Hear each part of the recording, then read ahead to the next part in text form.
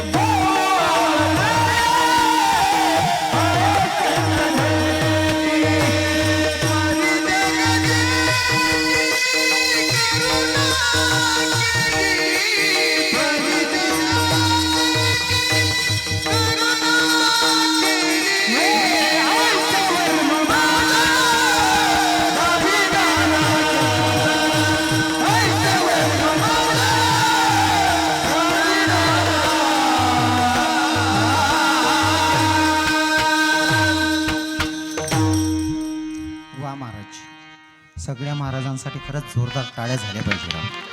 हां, सगळे आमचे टाळकरी महाराज सगळेच गुणवान आहेत. हां, पहिल्या चरणामध्ये सांगतात, सॉरी, महाराज सांगतात की इतकं सोपं नाही या. आमच्या संतांचं प्रमाण आहे एवढं सोपं नाही या खरा संत ओळखणं. आणि जर खरा संत ओळखला, तुमच्या जीवनात आलेच खरे संत, तर संत आल्याच्या नंतर भगवंताची प्राप्ती करूनच देतात. खात्रीनं सांगतात नाथबाबा अभंगाच्या प्रथम चरणामध्ये. हरी प्राप्ती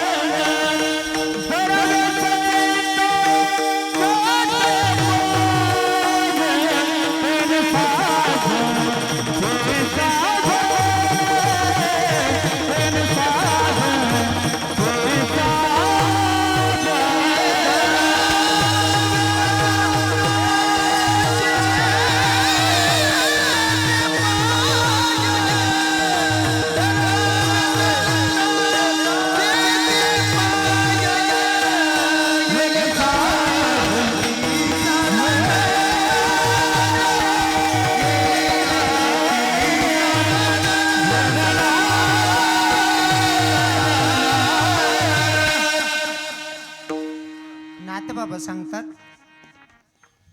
जर संतांचे पाय धरल्याच्या नंतर, संतांच्या पायी लोटांगण घातल्याच्या नंतर भगवंताची प्राप्ती होते, असं नाथबाबा पहिल्या चरणामध्ये सांगतात. पर संत भेटल्याच्या नंतर भगवंताची प्राप्ती होते का, साधकांचा क्वेश्चन आहे. जर तुमच्या परमार्थामध्ये एखादं उदाहरण असेल ते आम्हाला ऐकवा, म्हणजे आमचा विश्वास बसेल. महाराज किती उदाहरणं देऊ शकतात संत. माझ्यासारखे लेकरानं, आपण तर संतांच्या पायाची दुरी नाही बनवू शकत, पण मी उगा प्रयत्न करतोय. संतांचं दर्शन झाल्याच्या नंतर संतांच्या पायी लोटांगण घातल्याच्या नंतर कोणाकोणाच्या संतांची पायी माझा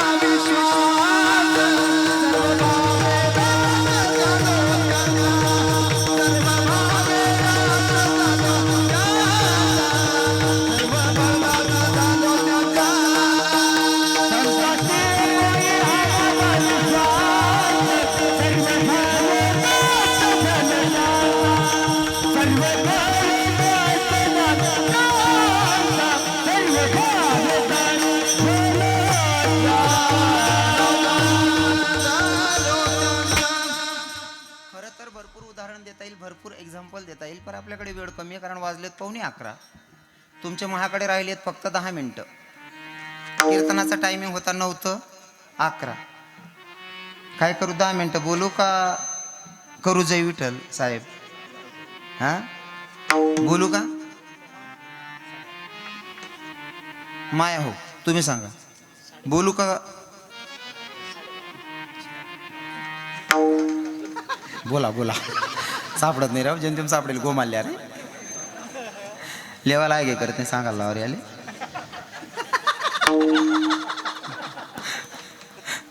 काय हरकत नाही, तुम्ही बसायला तयार असाल तर मला 10 मिनिटं जास्त बोलायला काय अडचण नाही. नाही बाकीना बशी बशी सांगतो, चाल द्याव का तो त्या तुम्ही 5 बी कमी लेतच नाही.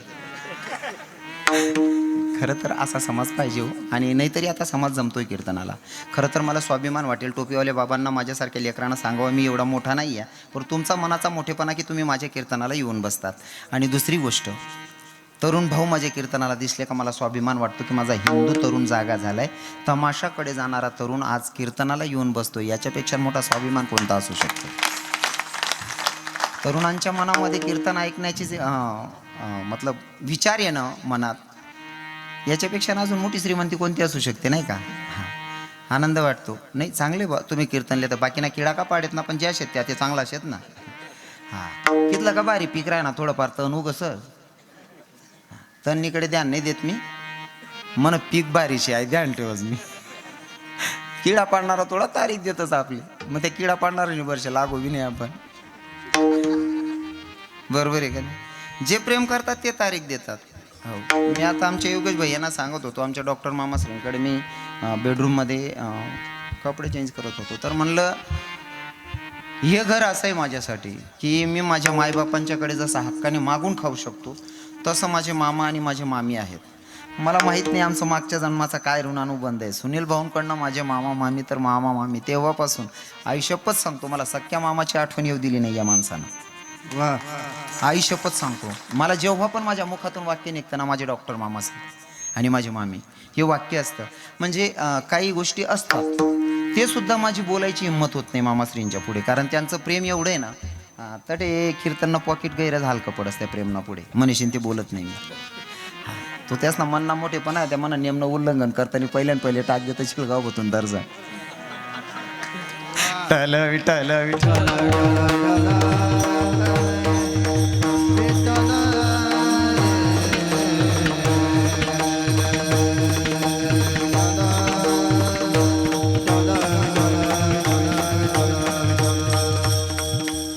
संतांच्या पायी लोटांगण घातल्याच्या नंतर भगवंताची प्राप्ती होती. महाराज मी मागे सांगत होतो, तुमच्या परिसरात बऱ्याच ठिकाणी शबरी मातेचं चरित्र सांगितलंय मी. शबरी मातेच्या जीवनामध्ये मातंग ऋषी आले आणि मातंग ऋषींची सेवा केली शबरी मातेनं. सेवा केल्याच्या नंतर मातंग ऋषींची जायची वेळ झाली. शबरी मातेला सांगितलं, बेटा अब मुझे जाना पड़ेगा शबरी. बाबा आप कहाँ जा रहे हो? मैं आपके विश्वास पे यहाँ पे रहती थी, अगर आप भी मुझे छोड़ के चले जाओगे बाबा तो मैं किसके विश्वास पर यहाँ इतने अरण्य में रहूंगी? आप ही बता दो ना बाबा, अगर कोई आएगा तो.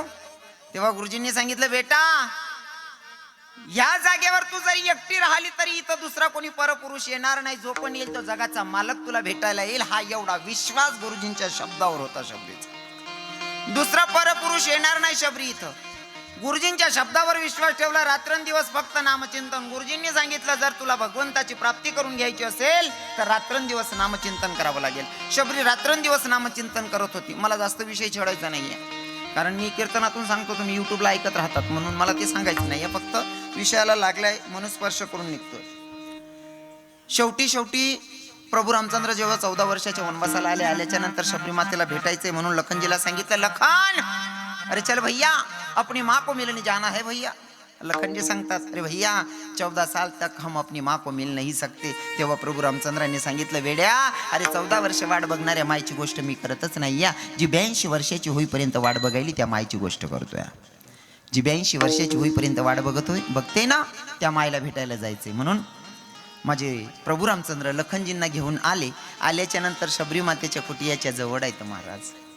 तो प्रसंग आणि आत्ताचा 22 जानेवारीचा प्रसंग सेमच आहे.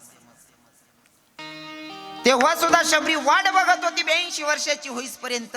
पर माझा हिंदू तरुण 550 वर्षापासून वाट पाहत होता की माझा जन्मभूमीवर माझा भगवंत कधी येणार आहे. हा छाती ठोकून सांगेल, गर्वानं सांगेल माझ्या हिंदूची ख्याती.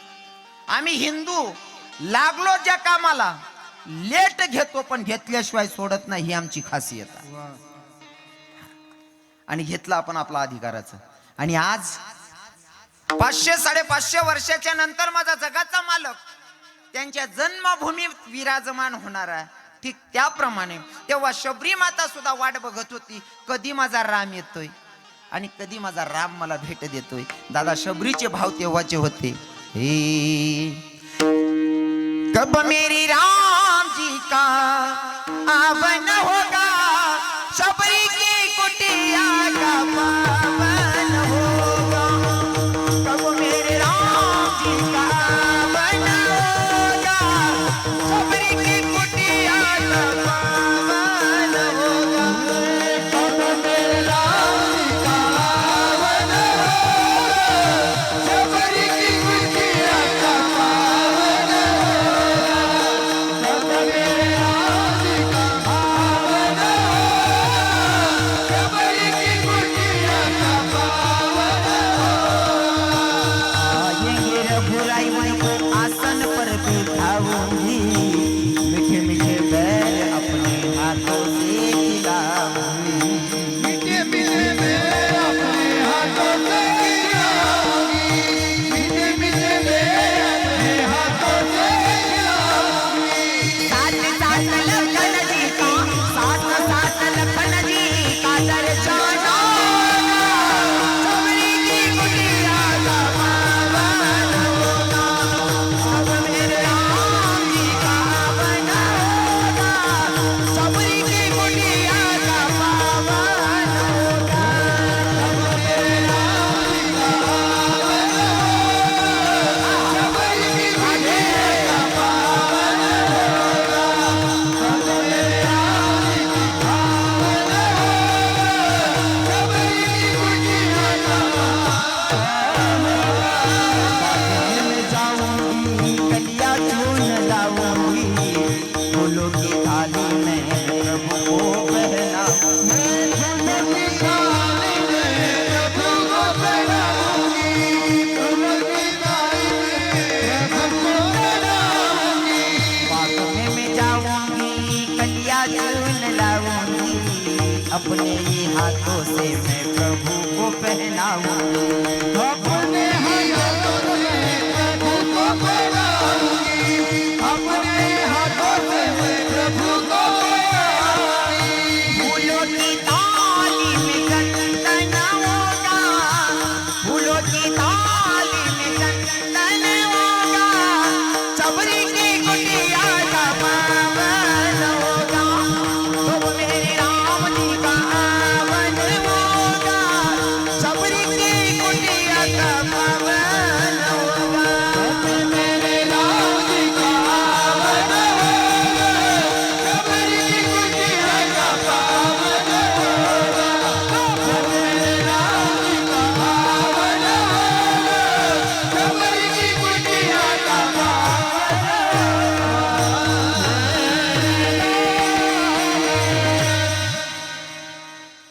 जेव्हा प्रभू रामचंद्र लखनजींना घेऊन शबरीच्या कुटियाच्या समोर शबरी मातेनं बघितलं की माझा भगवंत माझ्या कुटियाच्या समोर शबरी मातेच्या डोळ्यात अश्रू होते. शबरी मातेच्या डोळ्यात अश्रू होते. लखनजीने विचारलं, माँ आप क्यों रो रही हो? अरे तुझ्या दरवाजाच्या समोर जर साक्षात जगाचा मालक उभा आहे, तुझा रडण्याचं काय कारण आहे? शबरी माता रडत होती, सांगत होती लखनजीला, लखन बचपन में घर का त्याग कर दिया बेटा. आई बापांना सोडून आली राजा. अरे पाणी प्यायला ग्लास नाही रे माझ्याकडं. आणि आपली संस्कृती, आपला धर्म आपल्याला शिकवतो अतिथी देवो भव. आणि इथं तर जगाचा मालक आलेला आहे. जर भगवंत आणि साधू संत जर येत असतील तर त्यांचं पद्य पूजन झालं पाहिजे. देव माझ्या दारात आहे, पण देवाचे पाय धुवायची इच्छा आहे, पण माझ्याकडे पाय धुण्यासाठी पात्र नाही आहे. म्हणून रडते अरे लक्ष्मण. लखनजीनं सांगितलं, आई देव तुझ्या दारात आहे, त्याचे पाय धुण्यासाठी तुझ्याकडे पात्र नाही म्हणून रडते. अगं सोड, देव तुझ्या दारात आहे, त्याचा पाय धुण्यासाठी तुझ्याकडे पात्र नाही, याच्यासाठी रडण्यापेक्षा आनंद हा मान. तुझ्याकडे पात्र नाही, पण पात्रता एवढी की जगाचा मालक तुझ्या दारात आहे. भगवंत भेटला, पण कोणावर विश्वास ठेवला? गुरुजींच्या शब्दावर विश्वास. पहिले गुरुजींची सेवा केली, गुरुजींच्या पायी नतमस्तक झाली. संतांच्या पायी नतमस्तक झाल्याच्या नंतर भगवंताची प्राप्ती होते. अजून तुमच्या डोळ्यासमोरचं उदाहरण मला सोपं करून सांगायला आवडतं. बापूसाहेब, आकू सोपं करी सांगू का? वाल्ह्या कोळी होता. कोण? वाल्ह्या कोळी होता. नारद महर्षींची गाठभेट झाली. नारद महर्षींनी सांगितलं, भैया तू एवढं पाप करतो, लोकांना लुटतोय, अरे हे पापाचं ओझं कसं फिटणार आहे तुझ्याकडनं? ज्यांच्यासाठी करतोय ते घेतील ना साहेब, वाटून घेतील ना माझं पाप. जा म्हणली एकदा विचार तुझ्या परिवारातल्या लोकांना, तू करतोय ते पापाची वाटणी, ते भागीदार बनताय का म्हणून. घरी गेला मायबापांना सांगितलं, तुम्ही माय पाप वाटून घेणार आहे का? मायबापांनी सांगितलं, बेटा लहान होता तो वर्ष तुला वागायची आमची जबाबदारी होती. तू लहान होता तेव्हा आम्ही तुला काही न विचारता मोठं केलंय. आता तुझे कर्तव्य आहे, तू आता आम्हाला खाऊ घातलं पाहिजे. ते पाप करून खाऊ घाल की पुण्य करून, तुझा हिशोब तुझ्याकडे ठेव, आम्ही पापात वाटा घेणार. बायकोला सांगितलं, तुझ्यासाठी एवढं पाप करायलो, थोडं पाप तू तुझ्या हिश्श्याला घेते का? बायको हुशार होती त्यांची, थोडस नाटक केलं. बैग मला विंचू चावला. काय मी करू? विंचू चावला, कोणाला सांगू विंचू चावला. काय झालं? काय ना म्हणले, मला विंचू चावलाय हो, जरा जास्तच विजा व्हायला, जास्तच त्रास व्हायला म्हणले मला. मग काय करू? स्वामी ओ धनी ऐका ना, मला जरा जास्त त्रास होतोय हो, एक काम करा ना, थोडा त्रास तुम्ही घेता का माझ्याकडनं? वाल्या कोडी म्हणला, त्रास घ्यायचा असतो वय? बायको म्हणते पाप वाटायचं असतं वय? मग अरे तुमचं कर्तव्य, माझ्यासोबत लग्न केलंय तुम्ही, तुमचं कर्तव्य मला जीव घालायचं. तुमचं कर्तव्य पार पाडत असताना तुम्ही कमाई करून करा की पाप करून, मला काय घेणं देणं नाही. तुमचं कर्तव्य मला वागवायचं. डोळे उघडले, परत आले, संतांचे पाय धरले, म्हणले गुरुजी तुम्ही म्हणत होते तसंच झालं, पाप कोणी घ्यायला तयारच नाही. तिथून वाल्ह्या कोडीनं त्याग केला. संत महात्म्यानं सांगितलं, नारद महर्षींनी जर तुम्हाला भगवंताची प्राप्ती करायची असेल तर राम राम म्हणावं लागेल. तो म्हणतो मी मारा माराच म्हणला, राम कधी म्हणलाच नाही, मारा मारा म्हणलाय ना.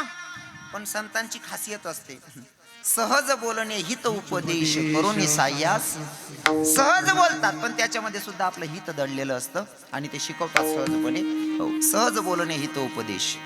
सहज सांगितलं, तू काय करतो? म्हणले मी मारामारीच करतो. माझ्या मुखातून दिसलं की मारा माराच म्हणतो. मग एक काम कर, काय? मारा मारा म्हणत राहा.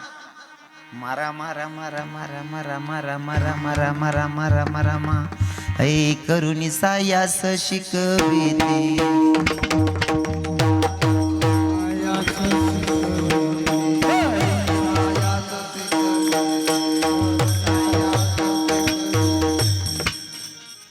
सहज बोलणे हित उपदेश करून सायास शिकविते. काय द्यावे त्यासी भावी भूत राई, ठेवी तो हा पायी जीव थोडा.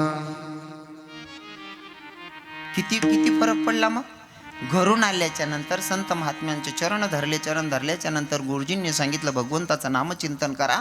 फायदा काय झाला? शबरीला भगवंताचं दर्शन झालं. पण फरक बघा बरं का, शबरीनं गुरुजींच्या शब्दावर विश्वास ठेवला म्हणून भगवंताचं दर्शन झालं. पण इथं मारा मारा म्हणणारा माणसाला राम राम म्हणायला लावलं, नुसतं राम राम नाही म्हणायला लावलं. राम यायच्या अगोदर रामायण लिहून ठेवली. ही ताकद.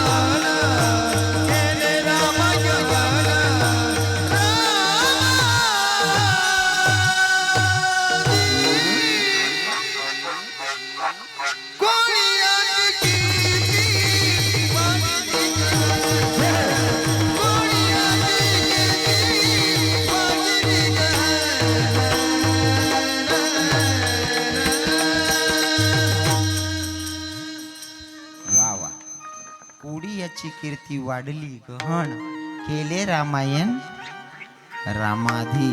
भगवंत जन्माला यायच्या आधीच रामायण लिहून ठेवलं आणि स्वतः जगाचा मालक. इथं विषय संपत नाही बरं. संतांची गाठ भेट झाल्याच्या नंतर किती फायदा होतो. भगवंताचं जन्मगाथा लिहून ठेवली. आणि जेव्हा 14 वर्षाचे वनवासाला निघत होते ना, तेव्हा लखनजी त्यांच्या पत्नीकडे गेले, उर्मिलेकडे. उर्मिलाला सांगितलं, उर्मिला मला जावं लागेल. म्हणे कशासाठी?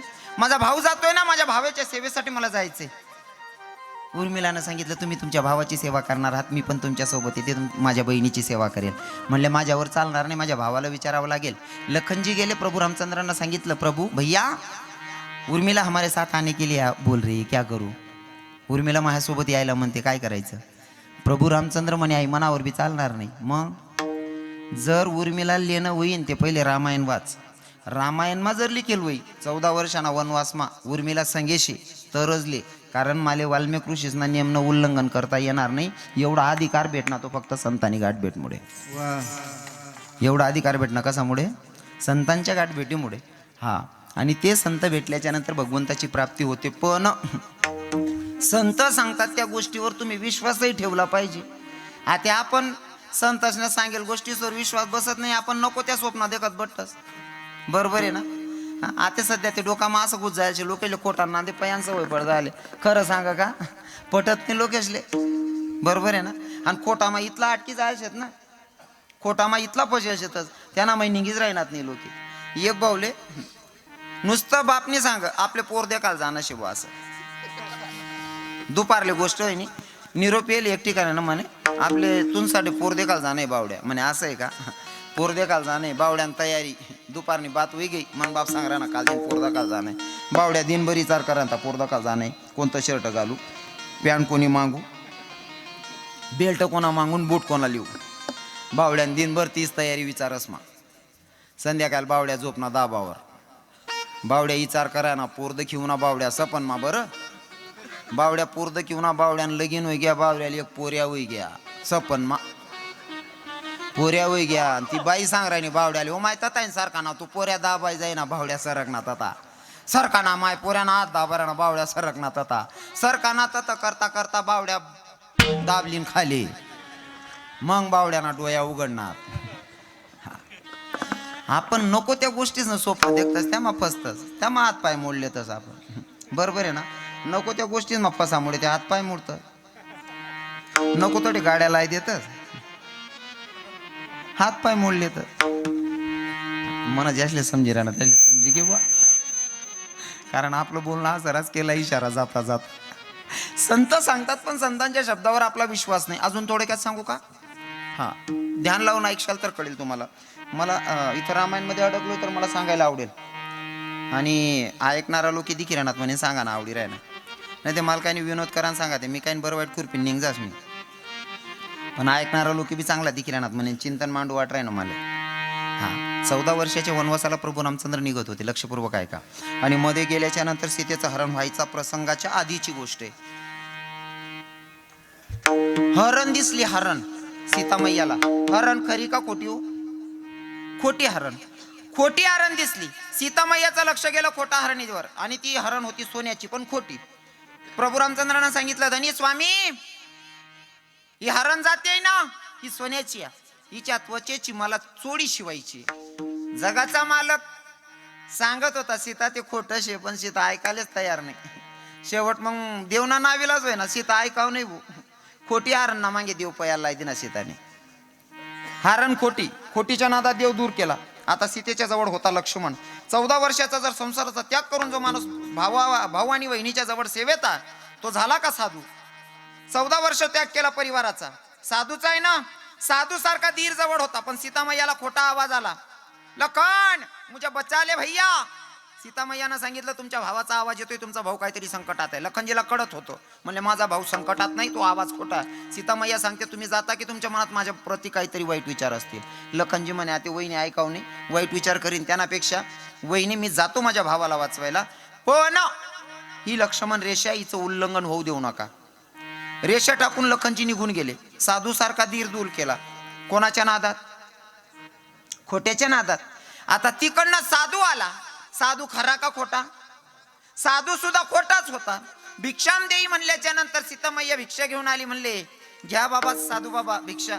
अगर बेटा भिक्षा देनी है तर तुला या रेषेच्या बाहेर यावं लागेल. म्हणले मी रेषेचं उल्लंघन करत नाही. त्या खोट्या साधूनं सांगितलं जर रेषेचं उल्लंघन करून बाहेर निघाली नाही तर मी भिक्षा घेणार नाही. आणि मी जर का विनमुख परत गेलो तर तू पतिव्रता तर तुला पाप लागेल. जर साधू तुझ्या दारातून विनमुख गेला तर. सीतेला घाबरवलं. आता सीता भिक्षा देण्यासाठी बाहेर आली. रेषेच्या बाहेर आल्याच्या नंतर त्या खोट्या साधूनं काय केलं, सीतेला उचललं आणि निघाला. इथपर्यंत कथाभाग तुम्हाला माहिती आहे. पण तुम्ही आपण सुद्धा सीतारूपी जीव काय करतोय माहितीये का? तुम्ही आपण सीतारूपी जीव सुद्धा खोट्या संसाराच्या नाद्यात खरा रामाला दूर करतोय. आणि जे साधू संत होते त्यांना सुद्धा वाटे लावला. आपण निघून गेले, ते चालले गेले तरी समाज सुधारला नाही, समाज ऐकायला तयार नाही. तेव्हा साधू संतांनी आपल्याला लक्ष्मण रेषा म्हणून आपल्याला ग्रंथ टाकून गेले. पण आपण वागत असताना त्या ग्रंथांचं पण उल्लंघन करून वागतो. म्हणून काडरूपी रावण कधी उचलतो आपल्यालाही कळू देत नाही. विठ्ठल विठ्ठल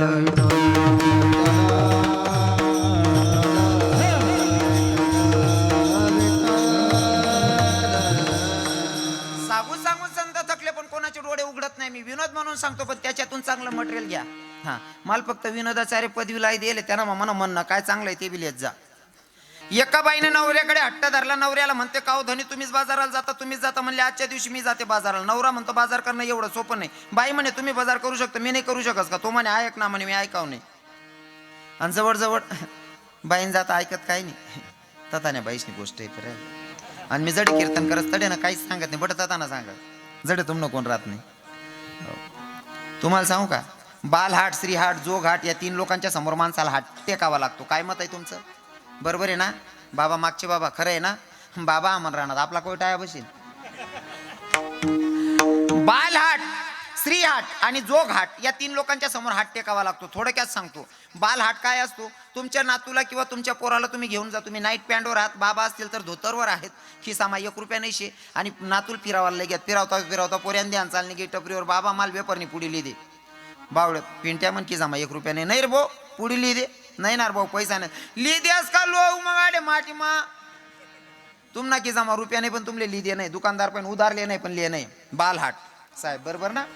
जोगहाट, श्रीहाट 2 राहिले. श्रीहाट बाईने जर का बाईले जर कधी भाऊ जाईना फोन होणार ताई आईन त्याची तब्येत खराब शे, आईन त्या संक्रांत्यात माय ओ म्हण अंडेले दकाल गंदीन वय घ्यात रातभर बोलायले अहो माय. नवरा उन्हा का तडेनच त्यानं जर सांगा पान लाईन पेवाले पिल्या तडे माटवर गल्ला शेट वसल्या पाणी. तुले काय बाधा होय ना ते चांगली होते मी गवता होय. मालमन माहेरले जाणे देख मजूर बेटी राहिने नाही जेमतेम कपाशी फुटेल शे तेवढे वेचिले कांदा खांडान चालू शे. ते कांदा खांडिले एकी देऊन मग निघी जाय 2 दिन मा. का बरं आजच जासू ना माणूस राग ना कारण जेमतेम मजूर भेटेल राग मा 2-4 कानफटामध्ये देत मन माय तरी सुद्धा बुचडा वाजनी एक सांगत बाडाला पैसा देते आणि ते ना पडत सुमले. बरोबर आहे ना? श्रीहाट, बालहाट, श्रीहाट राहिला जोगहाट. जोगहाट तुम्हाला सगळ्यांना अनुभव आहे. सगळ्यांना काय अनुभव आहे? ते साधू फिरतात का पेटीवाले साधू किरण माऊली ते साधू फिरतात ना त्यांचं ठरलेलं असतं आणि ते आपल्या सगळ्यांना माहिती की ते मागतातच. जवळ आल्याच्या नंतर गावात फिरत होता साधू. एक भाऊने देखील ना म्हणे अहो साधू आपले लुटाशिवाय राहणार 150 रुपये मागीन. पहिला माझीतला डोळ्यात मारीन देखील आणतात. तो साधूकडे डोळ्यात आणि शिन तो साधू दार मावना हाव डोळ्यात आणि देखील आणतात. साधू म्हणे भैया आप तो बहुत दिलदार दिखते हो. आता या ना डोळ्यात आणि कथा जाते याल दिलदार म्हणले मग नीच बनाल चाली काय आले. आप बहुत दिलदार दिखते हो भैया. मग थोडा हसणं पण नाही आले. मग त्याला सापडी घे ना मेन नस दरी का त्या बरोबर चबक काढतस. मग सांगस तो बेटा तू तो बहुत दिलदार दिखता है पर तुझे तेरेही लोक फसाते. आणि प्रत्येक माणूसला असं वाटस मला कोणतर फसाडाय नको. स्वतःला कधी वाटस काय मी नीचे असं काही काही तिथलं भारी सांगतस ना. हा ओ बाबा खरंय हो आमना अख्खं खानदान नीचे हो बाबा. मला जर सांगा ना मी खरंच हा भो खरं तुला देखील वाटणार ना तू अख्खं खानदान नीचोय रे भाऊ. कारण त्याच खानदान माना तू बिशे ना. मग महाराज आमना घर नी मायक वायबार गरज नाही तू बी वायबारच रे त्याच घरमा तू बी राज. हो आता नेमकंच हरी विठ्ठल विठ्ठल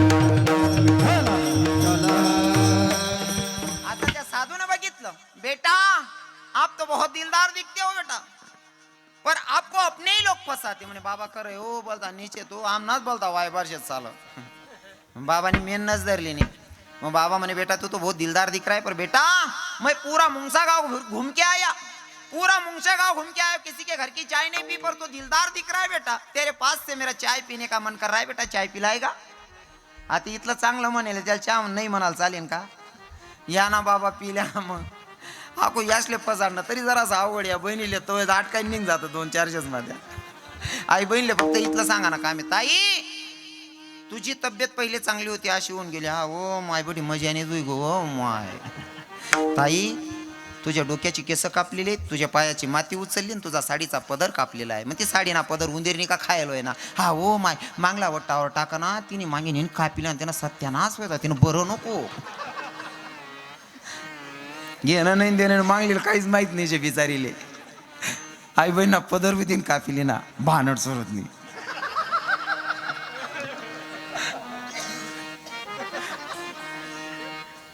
या बहिणीच पाहिजे तो 2-4 आदला गहू 10,000 गोळा करले जाते समजू बी देतो. बेटा पूरा गांव घूम के आया, किसी के घर की चाय नहीं पी, तू दिलदार दिख रहा है, तेरे पास से चाय पीने का मन कर रहा है. कोई बात नहीं बाबा चाय पी लो. बाबाला बसाला आसन टाक दी ना. बाई सांगा का बर चहा गरम कर. चहा बनस येता मग बाबा सांगत बेटा तू बहुत दिलदार दिख रहा है, पूरा मुंगशे गांव घूम के आया, किसी के पास से 1 रुपया नहीं लिया, पर बेटा हम साधु लोग परिक्रमा कर रहे, तेरे पास से कुछ लेने का मन कर रहा है बेटा, तू देगा.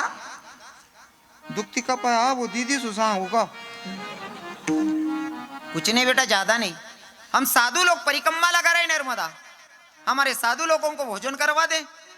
मग आपल्या असं वाटत भोजन देवाना भाऊ काय विषय नाही भाऊ, आपला शेतकरी घर मग आदलं 2 आदलं दयलच राहत गहू आदलं कान पीठ दिदी सु घरनी 10 हरभरा आणि ती दिदी सुत आणि 50 रुपये मसाला दिदी होई जाई यायनी पंगत. हा बाबा देवाय जाय ना काय देऊ पण बाबा कुछ नाही बेटा, गावरान तूप ना 2 डब्बा दे दे. ओ आय बा अरे गावरान तूप मन बाप नाही खावाडेल नाही रे काका, आणि तू काय थोडंफार मागी राहणार नाही 2 डब्बा माग राहणार. ओ ओ सोनचिडा नको रे भाऊ. पुरा उभाटी नाकली राहणार गागर पाडा ना. ओ काका कोई बात नाही बेटा, तू 2 डबे नाही देऊ शकत ना, मग आमच्या 11 लोकांना 11 साधूंना कपडे करून दे. मग साधूले कपडा करणं बी सोपं आहे का हो काका महाराजी, एवढं सोपं आहे का. 3 मीटरनी लुंगी, 3 मीटरनं उपरनं 7 मीटरना फेटा कितला आहे ना 13 मीटर, 100 रुपये मीटर कापड. 1 साधू 1300 रुपया मग 11 साधू कितला मा. तो म्हणे हो आप्पा अरे कपाशील फवारा लिहिलं होता ते सुद्धा पिटेल नाही मागाय अजून, तू डायरेक्ट इथला पैसा माग राहा ना. नेमन बजेट सांग भाऊ. तो साधूला माहीत राहावं इथला देवा नाही, पण त्याची आयडिया राहते काळाने. जसं शेतकरी पक्क माहिती आहे आपला बैल बशा बैले पाहून बशा जर सांग देणार लोक भाव कमी कर टाकतील, उलटा बशा बैलले 50,000 रुपये सुरुवात करतात. 30 माकाचा आहे ना आपले माहिती आहे आपला बशा आहे असं. तसं त्याची माहीत राहत कितला भेटावे पक्क माहीत राहत, पण सुरुवातच त्या गावरान तुपना डबा पाईन करतात. मग शेवटी सांगितलं कोई बात नहीं बेटा, तुझे दिल से जो देना है वो कागज में लिपट के आ और दिल से जो देना है वो दे के जा.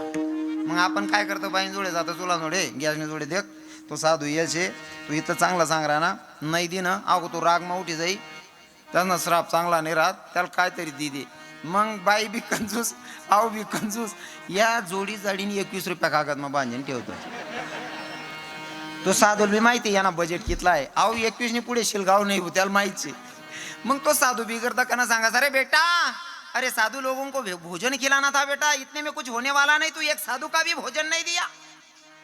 मग तो साधू इतला हुशार रास त्यांना कमंडलू म्हणा 11 रुपया काढसने आपला हात माठी द्या आणि मग सांगत बेटा दोबारा लेके जा और कुछ नया डाल केला.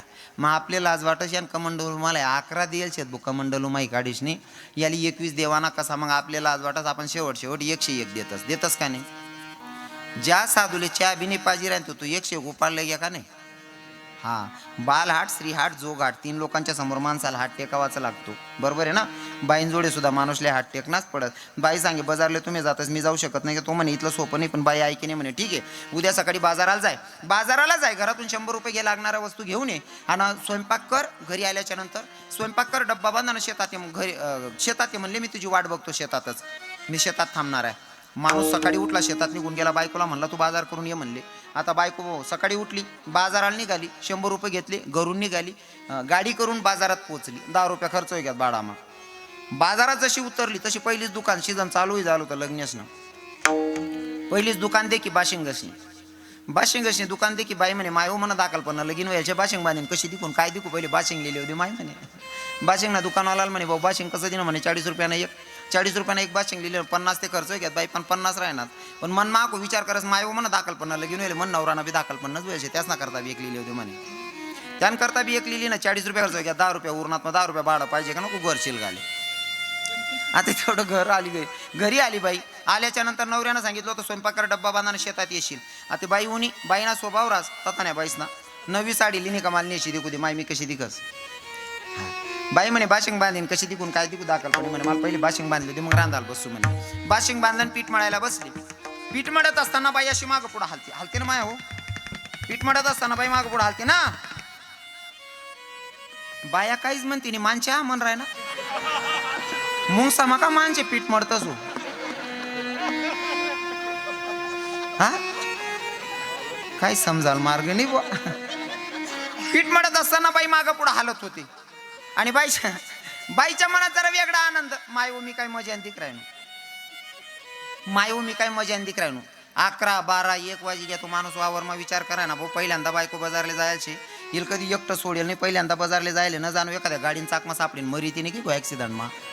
कारण माणसाचा दुश्मन विचार करत नाही, एवढं मन विचार करतो न जाणो गाडी मा सापडी गई चाक खाले ऍक्सिडेंट मा मरी गई का काय मन बायको. गाई उन्हा वावर माई चौक माझं घर होतं, चौक मा उभा राहीन दे कधी घरमा डुंकेशी बापरे आपला घरमा नवीनच बांगडो चालू शे म्हणे. ओटावर चप्पल काढत बाईना समोर घ्या घरमा जोरमा पाय उपटीन उभा राहिना. बाईनी देखत त्यांकडे माय म्हणे इथला काय राग मध्ये किराणात, तो राग मध्ये किराणा आय इथला काय राग मध्ये किराणा, तरी तो राग मध्ये किराणा. बाई म्हणे ए माय एवढा राग म्हणा का दे का मी काय इकलीन करता आणि तुम ना करता बिकलं येईल म्हणे. आता मला सांगा विनोद वजा करा, नवऱ्यानं कशासाठी पाठवलं होतं माया हो, बाजार करायला. जर काय नवरा बाजार करायला बायकोला पाठवत असेल आणि बायको जर नवऱ्याच्या मनाच्या विरोधात बाजार करत असेल तर नवरा काय करेन हो बाबा.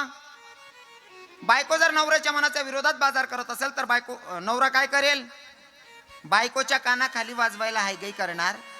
बरोबर आहे ना. हा जर बायको नवराच्या मनाच्या विरोधात बाजार करत असेल तर बायकोच्या कानाखाली वाजवायला नवरा हायगई करत नाही. तद्वत त्या जगाच्या मालकानं तुम्हा आपल्याला बाजाराला पाठवलंय आणि जर का बाजार करत असताना आपण चुकीचा बाजार करून त्याच्याकडे गेलो तर तो हायगई करीन का. म्हणून आपण बाजाराला आलोय आणि बाजार करणं जर कळत नसेल तर संतांच्या पायी लोटांगण घाला, त्या नक्कीच तुम्हाला मार्ग दाखवतील. विठ्ठल विठ्ठल.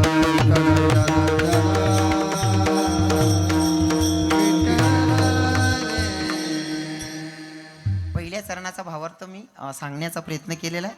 अजून 3 चरण बाकी आहेत. काय करू, सुरू ठेवू का, आखी रात निघ जाई. बरं नेमका तुमले लोक विचारते नेमका कीर्तनले जायला होतात का गोंधळले भाऊ. वाजलेत आता 11:30 वाजायला फक्त 5 मिनटं बाकी आहेत. माझी ही पण ध्यान आहे, लक्ष आहे की आपला 10-12 मिनटं कार्यक्रम लेट चालू झाला होता, ती वेळ पण भरून काढलेली, पण तरी अजून 5-7 मिनटं घेणार आहे. पण सगळ्यांनी आता अंतःकरणापासून संतांनी सांगितलेला शब्दावर विश्वास ठेवायचा. संतांनी सांगितलंय देवाला आवडेल काय ते करा, तर आवडे देवासी तो एका प्रकारे नामाचा उच्चार. मग नामाचा उच्चार जर देवाला आवडत असेल, देवाच्या नजदीक जायचं असेल तर त्याचा नामाचा उच्चार जयघोष केला पाहिजे. जो जयघोष, जे नामचिंतन, जे भजन माझ्या तुकोबारांनी देहूमध्ये केलं, माऊली ज्ञानोबारांनी आळंदीमध्ये केलं, नाही सर्व संतांनी जे भजन पंढरपुरात गायलं तेच भजन आता तुम्हाला मुंगशामध्ये म्हणायचे. हातानं टाळी मुखाने नामचिंतन.